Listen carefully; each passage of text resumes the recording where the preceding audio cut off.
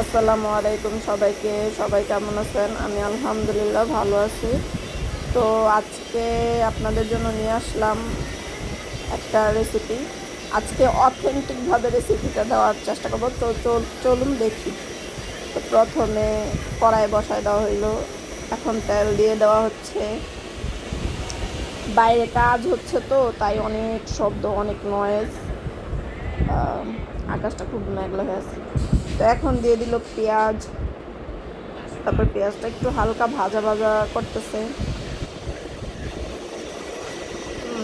আমি আসলে বলতে পারি না এখন আর কি, এলাচ দারচিনি দিয়ে দিচ্ছে। আমি যেহেতু রান্না বান্না দেখাই সেহেতু আমার রেসিপিগুলো বলার মানে কিভাবে বলতে হয় ওইটা শেখা উচিত। আশা করি আস্তে আস্তে শিখে ফেলবো। তো এখন এটা একটু ভাজা ভাজা করবে আর কি। তো কার কি অবস্থা, কে কি করতেছেন জানাবেন। আজকে ফ্যাপসা রান্না হইতেছে।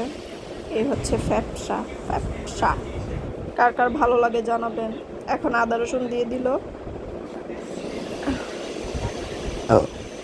ও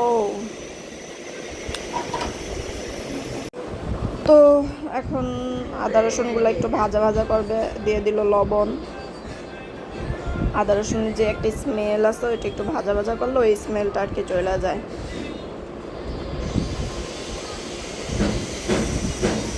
অনেক নয়েজ গাইজ। আমি এই নয়েজের জন্য আপনাদের কাছে দুঃখিত।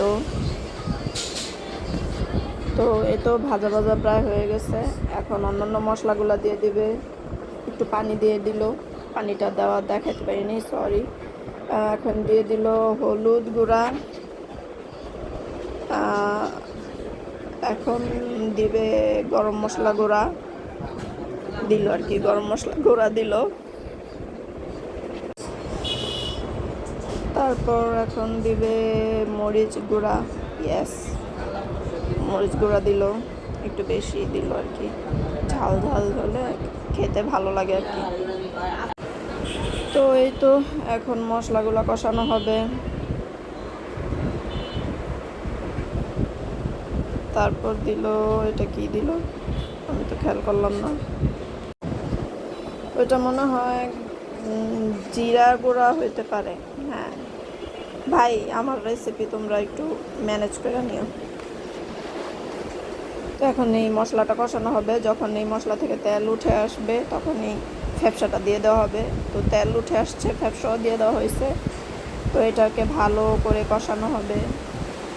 কষিয়ে তারপর দিবে আলু, ঝোল। তো এখন এটাকে কষানো হবে। বাইরে প্রচুর বৃষ্টি হইতেছে, তো এই তো কষানো হয়েছে। এই যে দিয়ে দিল আলু। এখন এখন এটাকে ভালো করে মিক্স করে নেওয়া হবে গাইস। ভালো করে মিক্স করা হবে। তো তো মিশানো হচ্ছে। তারপর একটু ঝোল দিয়ে দেওয়া হবে। তারপর হয়ে যাবে ফ্যাপসা রান্না। তো আজকের রেসিপি এটাই ছিল। আর সাথে কি কি তরকারি ছিল ওইটাও তোমাদের দেখাবো। এটা এই ফুটেজটা যখন কষানো হইতেছিল তখনকার।